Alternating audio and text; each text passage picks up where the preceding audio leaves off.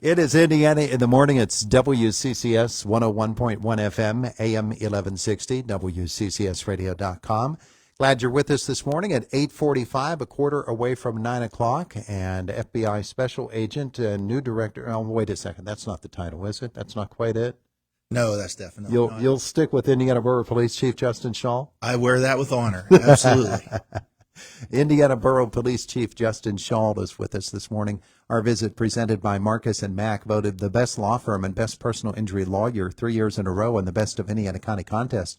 Visit them online at marcusandmack.com. Now, you've been away from us for a while, and we'll talk about that in a second, but we got a chance to meet some of the members of the police force that we haven't had a chance to talk with lately, and really getting an idea of the diversity of the job, the various things that have to be done in order to do what a police force does in a town like Indiana. Yes, and although I was away, I was tuned in the first Tuesday of every month to listen to everybody do a great job with you on the radio, and so I'm likely going to be a step down today from what you've experienced before. But before I start that, if you would just allow me to make a brief comment about the crash that we had at 9th and Philadelphia Street while I was away. And I just want to extend my sincere condolence to the family of everyone that was impacted, the families of everyone that are impacted. And the mission of the police department is to provide our community with the highest quality services and to enhance the quality of life in our community. And clearly, one crash is too many crashes to be meeting that mission. And certainly one injury, one fatality, multiple fatalities is certainly not acceptable in our community. That's not a standard that we will support. And so we're going to be very diligent from the police department standpoint of enforcing, educating, and talking about engineering with all of our partners. And I appreciate our partners at PennDOT, at the state police, at the district attorney's office, and in our borough administrative buildings, who have been working with us to make sure that motorist and pedestrian safety is to the caliber that it needs to be in Indiana Borough. So I continue to ask for community patience as we finish this investigation. It's too early for us to comment on specifics of that investigation, but we're waiting for all the reports and all of our partners' reports to come in. And so just really appreciative of everyone's hard work on that scene. I know it was extremely traumatic, and just know that we're here for everyone.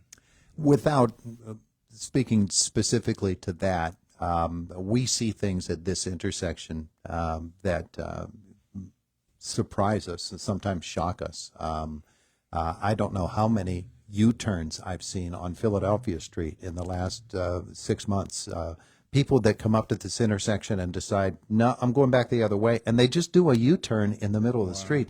That happens much more frequently than you would think. Well, you have a front row view for everything that would happen at this intersection. So I'm certainly not in a position that I would speak with the same level of certainty that you are on those things. But I would say this, that generally speaking, the intersection of 9th and Philadelphia Street is unique. Not only unique to Indiana, but unique to the rest of the county. So I can clearly see how someone unknowing would pull up to that intersection and would have a moment of pause or decide, maybe this intersection isn't something that I want to navigate. And so those are the engineering things that we're going to work through with our partners, recognizing that this intersection has been the way that this intersection has been probably for the history of Indiana Borough. The buildings on the corners are certainly old. That's not an excuse for allowing or for having a dangerous intersection for certain, but it is one of the challenges that we face. So to your point, what I would continue to ask and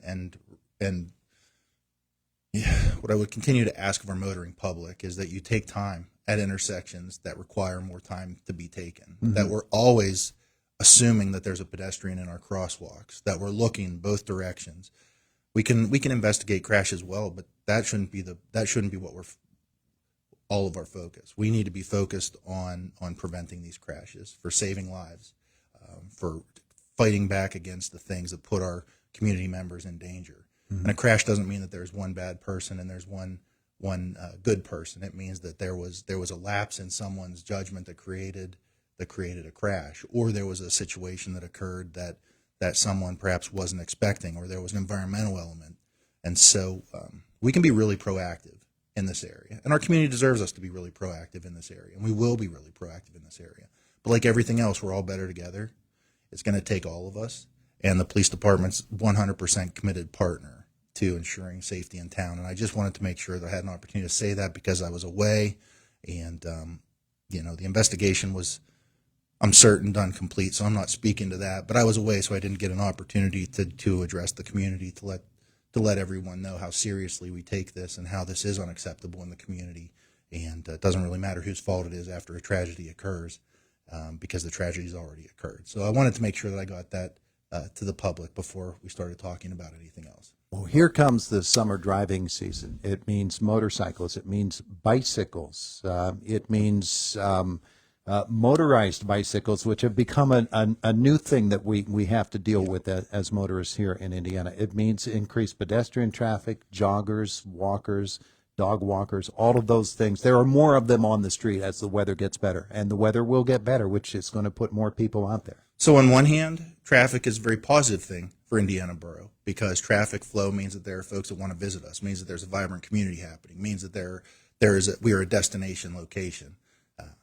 On the other hand, or on the same hand, other side would be that we have to make sure that we're being patient, because all these things are going to increase. Our gatherings are going to start increasing. To your point, bicyclists, pedestrians, our students are going to start walking downtown, and summer's going to bring kids playing ball in the streets. And so we really want to encourage everyone to come to Indiana, but we need to maintain a safe atmosphere in Indiana. And to Indiana Borough Council's credit, to Mayor Simmons' credit, to the admin, you have a police department. We have a police department, and we have great partners that are dedicated to keeping Indiana Borough special events and Indiana county events safe. And so we're just out there 24/7, 365. The officers are working very diligently from multiple different approaches to keep the community safe, and we're going to continue to do that. All right, Indiana Borough Police Chief Justin Schawl with us here this morning. So let's talk a little bit about where you've been for these last several months. We read about it, and this is our first chance to talk with you about it. Why did you feel it important to take the FBI course, and what was that experience like for you? Well, it's a once-in-a-career moment, and I've spent the last 10 weeks in Quantico, Virginia, on Marine Corps Base Quantico at the FBI Academy. And it's an intensive leadership development course. I shared time with 244 other leaders and executives from police agencies across the world. To give you a little perspective on that, my roommate shared a 2 twin bed dorm room with an executive from Sanford, Florida. We shared restrooms with an executive from Muscatine, Iowa, and Slovenia. Across the hall from us was NYPD and South Korea, and on the other side of us was New York, New Jersey, South Dakota, and Qatar. And so that was all within. I could reach out and touch those doors basically from where I was. So it's a world perspective there. Mm-hmm. And I think 48 of the 50 states were represented.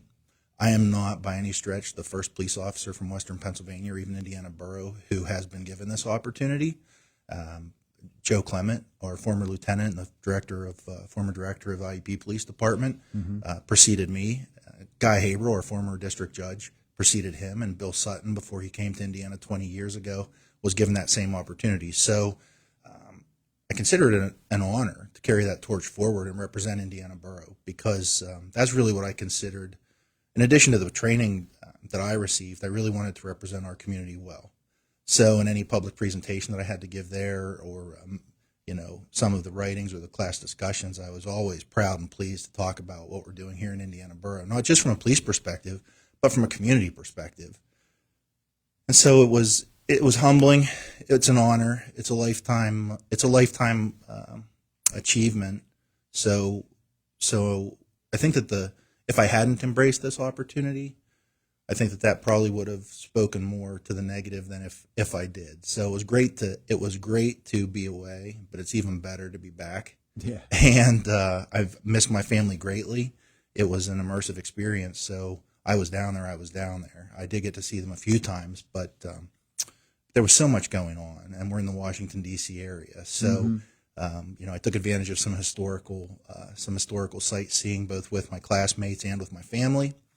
And I would be remiss not to tell you that every day on the Marine Corps base, watching our young Marines train day in and day out for missions unknown was awe-inspiring. And my sincere appreciation goes out to every person in a military uniform. It always did, but watching that for 10 straight weeks, just the dedication, the preparation, the warrior protector mindset that was occurring down there was fascinating. And just want to say to all the veterans how much I appreciate their service, because, it's not just that one moment. And that's a lot like being a first responder. It's not just the moment that we respond or that we're called to action. It is all the preparation, all the training, staying mentally and physically prepared that allows us to be that force in that moment that's needed. And so it's just a fascinating worldview experience, and it's a big world. And I think that sometimes I am guilty of forgetting how big the world is, and how many great efforts there are, and how many great people there are. And law enforcement police service doesn't have to be a one-size-fits-all approach. It's community specific, and we're all seeking best possible practices and approaches to care for our communities well. And so I saw 244 police leaders from across the world who are absolutely committed to caring for their communities well. And I assure everyone in Indiana that I was one of those people. And the opportunity to bring what you learned there to Indiana Borough and to inform you as to how it is that you want the Indiana Borough Police Department to run, that has to be invaluable. Well, it is, but I would tell you, we have a great police department. Not only does Indiana Borough have a great police department, but Indiana County is represented by great police officers, and that's from the state police to the IUP police to the sheriff's department to Blairsville, Homer City, the district attorney's office. I mean, we're really fortunate here to have really dedicated people pulling in the right direction and pulling for each other. So as much as I could possibly bring back, I probably took with me more. And I'm so glad that I did, because our experience here, I always believed that we were doing things well. And, that's confirmed that we are doing things well, but we could also do things better. And so some of the things that I'll bring back, we'll talk about internally. I'll talk about with the district attorney, with our partners across the county. And, we'll continue to be right for our community and create an atmosphere that's safe for everyone. And that would have occurred whether I went to the academy or not. I'm glad that I had that experience. Yeah. Indiana Borough Police Chief Justin Schawl with us here this morning. Good to have you back. It's great to be back. It is the voice of Indiana County. It's WCCS 101.1 FM, AM 1160, and WCCSradio.com. Fox News is coming up next at the top of the hour, a couple of moments away from now. Josh Woodison in our WCCS newsroom right after that.